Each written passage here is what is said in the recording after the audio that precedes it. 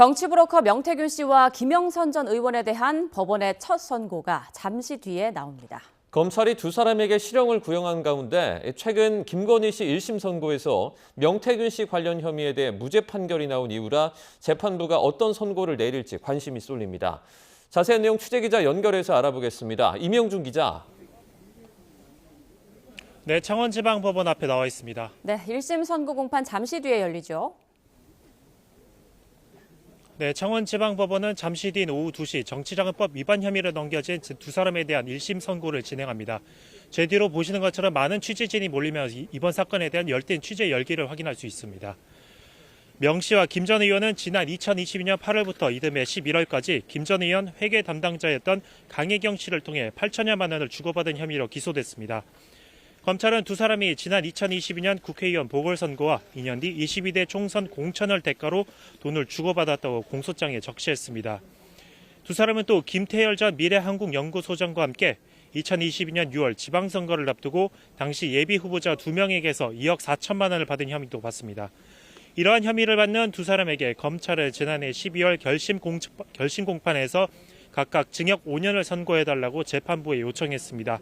검찰은 처남에게 휴대전화 세대와 이동식 저장장치 USB 메모리 1개를 숨기라고 시킨 혐의도 받는 명 씨에겐 별도로 징역 1년을 구형했습니다. 명 씨와 김 전 의원은 구속 상태로 재판에 넘겨졌는데 두 사람이 법원에 요청한 보석 허가가 받아들여지면서 지난해 4월부터는 불구속 상태로 재판을 받아오기도 했습니다. 법원이 오늘 유죄로 판단해 실형을 선고한다면 구속했다가 풀어졌던 두 사람을 다시 구속할지도 관심입니다. 최근 김건희 씨 재판에서는 명태균 씨 관련 혐의가 무죄로 나왔는데 이번 사건 재판에 영향을 미칠까요?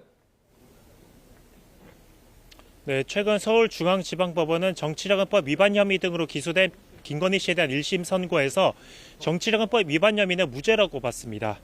김 씨가 윤석열 전 대통령과 공모해 명태균 씨에게서 50여 차례에 걸쳐 여론조사를 무상으로 제공받았다는 혐의인데요. 재판부는 무죄 판단 근거로 김 씨와 윤 전 대통령이 명 씨와 여론조사 계약서를 작성하지 않았다는 점을 제시했습니다.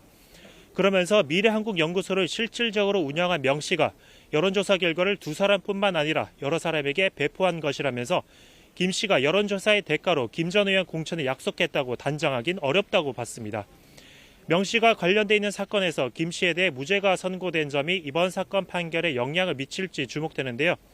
재작년 12월 3일 기소된 지 429일 만이자 검찰이 명 씨와 김영선 전 의원에게 실형을 구형한 지 45일 만에 1심 선고 결과가 나오는 겁니다. 20차례 넘는 공판을 진행해온 재판부가 이번 사건에 대해 어떤 판결을 내릴지 주목됩니다. 지금까지 창원지방법원 앞에서 YTN 임영준입니다.